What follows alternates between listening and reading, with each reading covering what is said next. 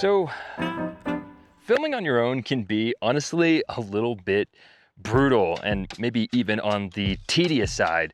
But after the last, I don't know, 2 years of doing YouTube professionally and also working with YouTubers filming for them for the last 7 years, I kind of have this process refined down to one backpack. I decided to make this video because I wanted to go ahead and share some of the tips and tricks and the different things that really started to matter when I started to have to film on my own, especially when you film a lot outside in nature, outside of a studio, because now everything that you have on you becomes much more important. So in this video, I'm gonna go ahead and break down all the different gear that I have managed to fit inside of this one backpack, different philosophies that I have when filming, and also kind of how I orient myself and light myself when you're out in nature and you have a lot less control over lighting. So hopefully this video is helpful for you guys, and without any further ado, let's get into the actual gear that I use. So I figure what better place to start than with the actual thing that holds all of this outdoor studio, this solo outdoor studio in one backpack, and that is my Wandered Provoke pack. I have been using this exact same backpack now for, golly, the last 6 years or so. I really enjoy this backpack. Actually, if not my favorite at first, but over time, it really did grow on me. And I'll go ahead and talk to you guys a few reasons why this backpack is so great for me specifically. The first one is the most important one, and that it keeps all your gear safe, but it has a access only from the back. So if you want to access your gear, you have to open up the back pouch, which just means that it's going to be a lot harder for people to steal your stuff, especially when you're traveling, which I have traveled all over the world with this backpack, so never had anything stolen out of it. That's pretty freaking awesome. And additionally, there's a pocket right here, which would go right up against the small of your back, and that's where I typically keep my passport when traveling. So again, it's never going to get stolen unless someone, of course, took the entire backpack. But there are a few quick access pouches, which is nice in case you want to get to things pretty quickly. The first thing is it does have an expandable roll top. So oftentimes if I'm traveling or filming, or maybe if it's cold outside, I can keep like a sweatshirt up here. Or even if I want to have an entire camera rigged out and I'm feeling lazy and I don't want to pack it down, sometimes I just kind of toss it in here, roll it over, hook it up, and just call it a day. You have a front zipper here, which goes the entire length. You can keep various different things in here. Oftentimes this is where I keep drugs, not real drugs, but Benadryl, because I have a lot of allergies in filming outside that can be an issue for me. Additionally, we also have here on the side a little pouch, which I often like to keep my multi-tool, which we'll cover that a bit later.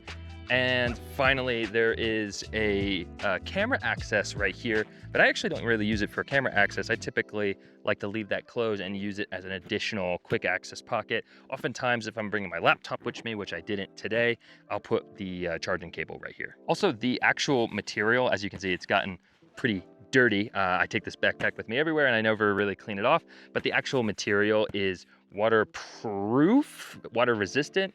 I've never had water get into this thing. I hesitate to say it's fully waterproof, but if it's raining, like I'm not worried about it. So yeah, let's go ahead and now talk about the amount of gear that you can fit inside of this backpack, because yeah, basically we're gonna have to make some choices on what gear we take and what gear we leave behind, depending on the size of the backpack. So the actual size of your backpack, this is a 31 liter, is going to determine how much actual equipment you can leave behind. And unfortunately, everything takes the place of other things. So sometimes we need to be a little bit picky. That's kind of why I went with the bigger version, so I can bring a little bit more, but this backpack isn't too bad as it is.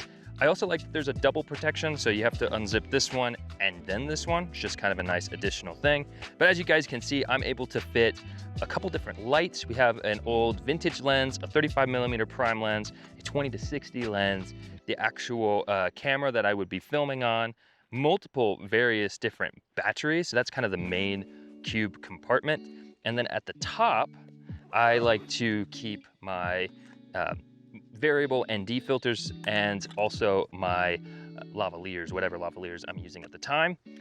Yeah, so I really enjoy how much gear I can fit inside of this thing. Additionally, at the top of this one, this is the version 1. Version 2, I think, has a little bit more versatility, but you can fit like a laptop and then an iPad Pro in this one as well. Right now, I have a notebook that I'm keeping in there instead. So you can really fit a lot of useful gear inside of this backpack.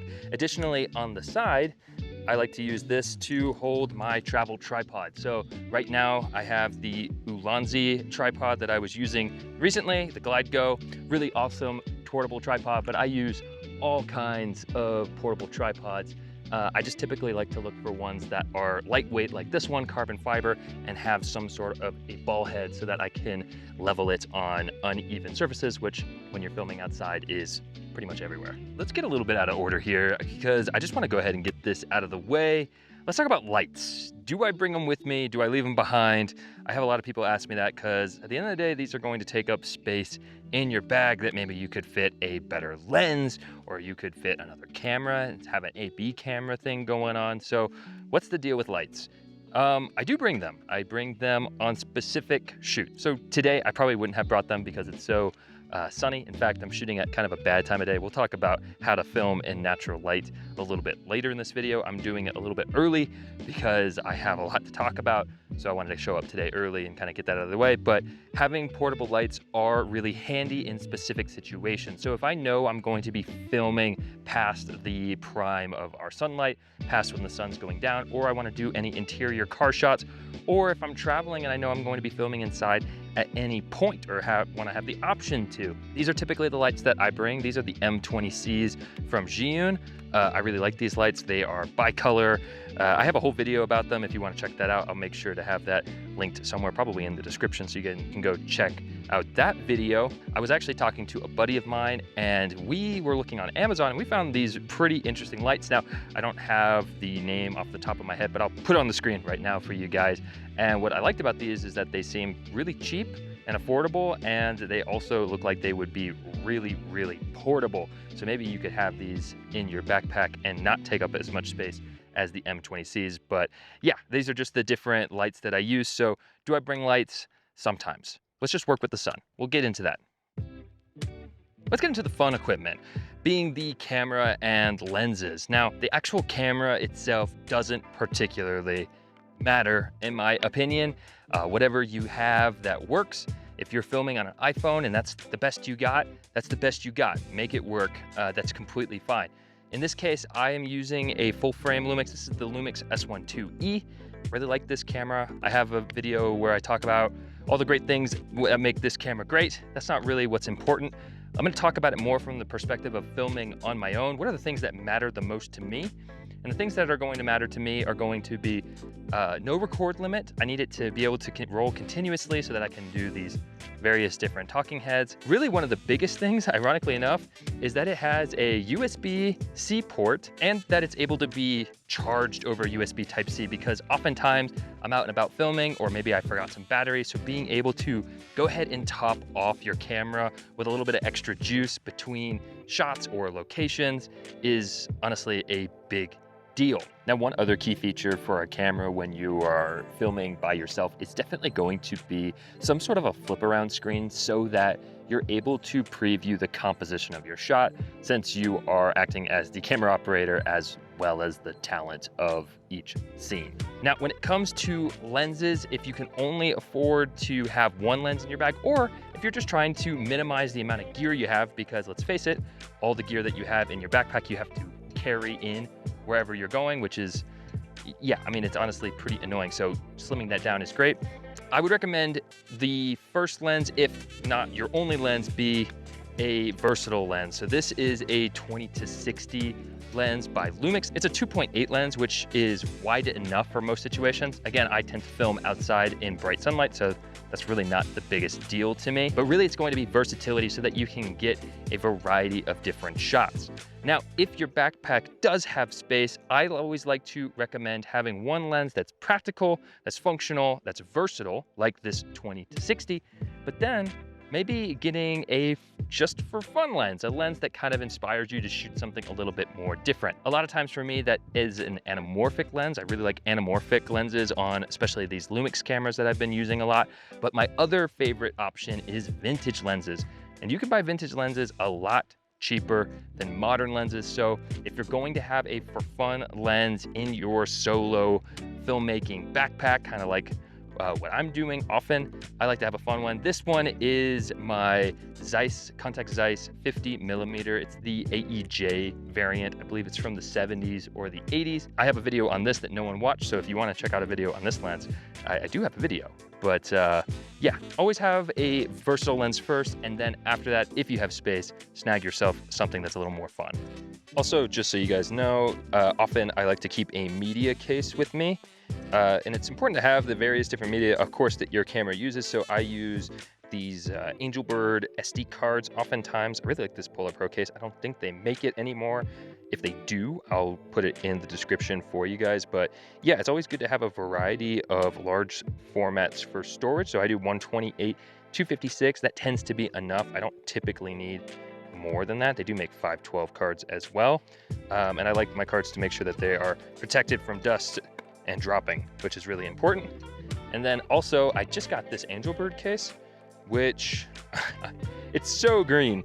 I really like Angelbird stuff, but I'm not sure I love this color, if I'm being completely honest. But yeah, this is to keep my CF Express B cards, which are my higher end cards that I use in a lot of my Lumix stuff. So yeah, just so you all know what kind of media I tend to use, this is it. So let's talk about the part that I typically mess up the most when it comes to filming on your own. Listen, when you're on your own, you have no crew. You are the writer, you're the director, you're the audio guy, you're the DP, you're the cinematographer, you're everything.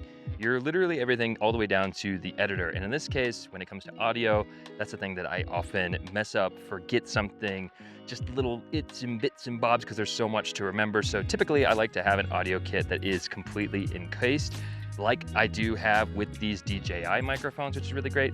But somehow I forgot to put in the little audio cable into the kit.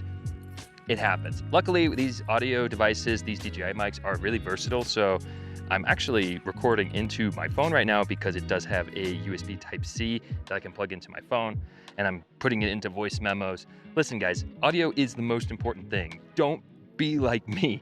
Don't mess up this part of the solo content creation, filmmaking thing. I liked it to be lavs over a shotgun mic because I want to be able to walk away from my camera and be able to talk from over here if I want to, or if I just, it gives you more variety when it comes to coming up with different shots that you can make while filming yourself. So having microphones that are lavaliers, that are fairly discreet, I've been wearing it this whole time, I think this is the way to go. So one of the unfortunate realities of filming by yourself and being in charge of everything is that sometimes you forget to charge things, or sometimes you're filming long enough that you need to charge things on the go. So that's where this thing comes in. This is a portable, very small portable power bank that actually has a good amount of power inside of it. And that's why I really want to make sure that a lot of the stuff that I use, like for example, these M20Cs or my cameras, can all charge over USB Type-C, or even I guess Type A, but nothing really charges over Type A anymore. But yeah, that way you're able to actually plug up and charge your cameras. I like to leave the EcoFlow trail in my car, actually. That way I can kind of charge things between locations or charge things on the way to locations. This is especially useful if you are using a drone of any kind, because even though drones are getting a lot better with their batteries, they still kind of drain them really freaking fast. And you typically have, 2 or 3 batteries, which is a little over an hour of flight time. So if you need any more than that, having a portable battery bank to be able to charge up your stuff is really important. Now, this one was sent to me from EcoFlow. This is a sponsored part of this video, just to be completely upfront with you guys, but I really do like this thing. It has a nice little handle on it, so it is portable if you want to carry it around with you, just like I carried it out here with me. But again, it's big enough that I tend to leave it in my car as like a backup power bank. Things about it that are really cool: it is able to charge over solar. So if you actually get the solar panels, you can make sure that this thing is always topped off and ready to be used. And additionally, you get 2 140 watt USB-C ports and then 2 12 watt USB Type A ports, which is really great so that you can charge multiple devices all at the same time if you need to. When you are in charge of all the facets of a shoot, when you're filming by yourself, things tend to go wrong. You tend to forget things. So having something like this as a portable backup in my car is just immensely valuable. So I really appreciate EcoFlow for sponsoring this video, sending me out the really awesome EcoFlow trail. And yeah, now let's get into some of the philosophies I have when it comes to filming by myself. Okay, let's go ahead and take a break from talking about gear as much as I like talking about the equipment that I use, and let's start talking about technique. And specifically in this case, filming in natural lighting. Now, before we do anything, let's just go ahead and talk about the time of day that tends to be the best for filming with only natural light. So we're not subsidizing it with any diffusion, and we're not providing any light to offset the sun.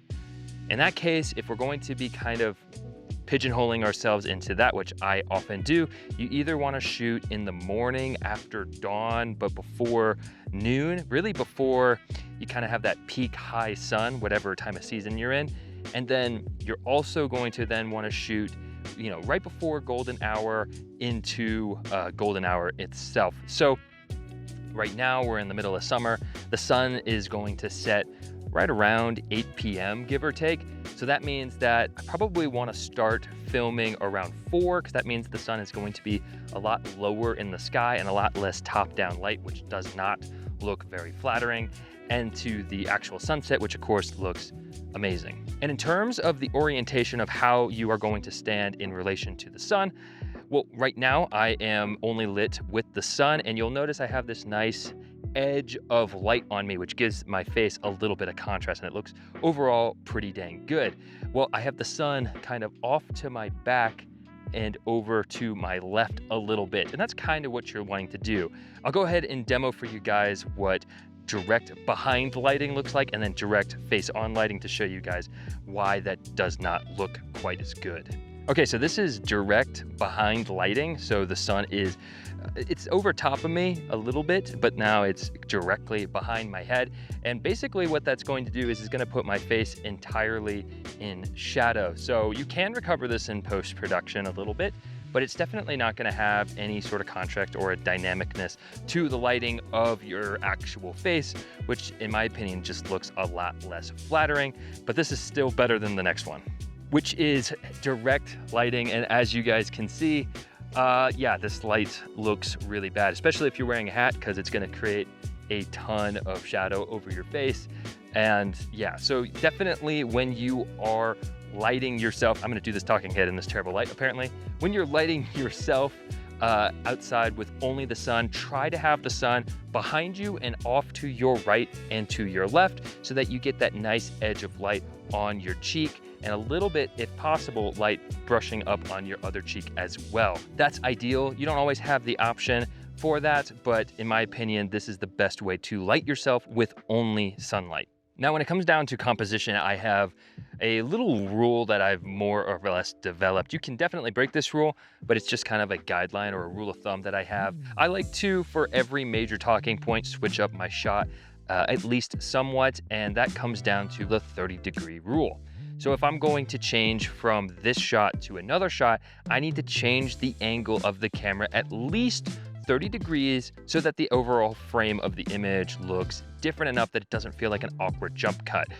This is what an awkward jump cut would look like. It looks like that. And honestly, it looks kind of weird. And you're like, wait, that tree is still behind you. And yeah, it is. And it's not quite in the same spot. So even though the actual shot itself changed, it doesn't come across that it has actually changed, and it feels a little bit awkward. So if we take this same principle and we actually change the shot 30 degrees, now suddenly this feels like an entirely different shot, or at least different enough that people aren't going to really notice unless they're specifically paying attention.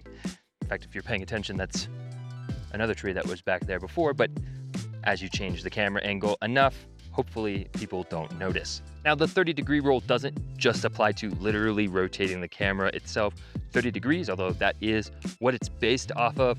But for me, it also comes down to basically just changing your shot at least 30 degrees. I don't know if that math really works out, but basically right now we're on a wide shot, but if I wanted to, I could go into a telephoto shot.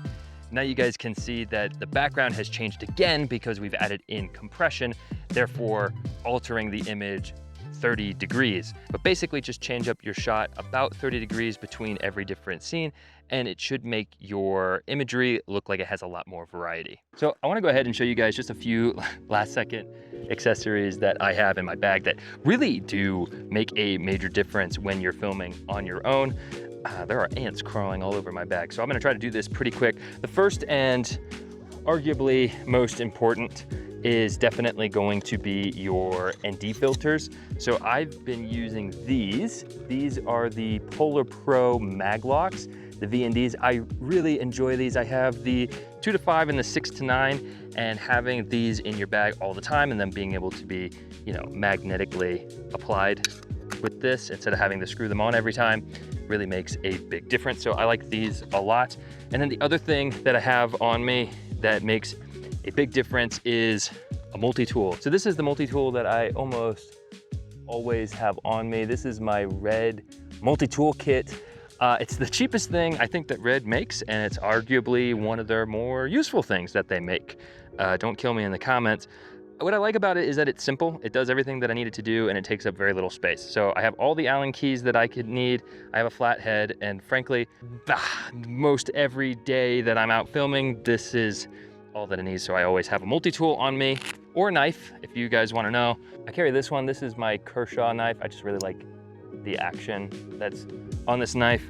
So yeah, having a pocket knife on you, I guess, is also pretty good. But really the other thing that is more camera specific that I always have on me is a lens cloth. As dumb as it is, having a lens cloth of any kind, microfiber cloth, is going to save you, especially if you have a dog and he likes to put his little nose on all of your lenses. So being able to actually clean off your gear is a big deal. So those are kind of some of this just extra little things that kind of stack up to make a big difference. So the reality of filming on your own is that it can be difficult because there's just a lot to think about, a lot you have to remember, and kind of this gear kit that you have to kind of work out and see what works well for your workflow. But really in this video, I just wanted to show you guys that maybe kind of minimalizing your gear into only the things that you really need, basically everything you can fit in one backpack, is the way to go. I have done solo filmmaking and solo YouTube content where I was hauling in Pelicans and things like that. But honestly, it's just almost never worth it unless, in my case, I have to talk about something very specific, like I'm reviewing a lens set. Obviously, I'm gonna bring the lens set with me, stuff like that. But if I'm doing other things and I just need to get a really nice talking head outdoors and I want it to look good, this has been my methodology. It's exactly that. This is my methodology. Let me know down below in the comments, what's something in your solo filmmaking kit or something that you keep in your backpack that maybe I didn't include here. I'm always looking for new and interesting things that I can incorporate into my little backpack setup. So that would be pretty cool. Additionally, thanks so much to EcoFlow for supplying the EcoFlow Trail portable battery bank. That thing is really awesome, and it's definitely going to become a staple of my kit that I have in my car to charge up my gear between different scenes. I hope that you all enjoyed this video. If you did, I would really appreciate it if you hit the like button and subscribed. That definitely helps the channel out a lot. I hope you all have a fantastic week. I'll see you in the next one. Take it easy, guys.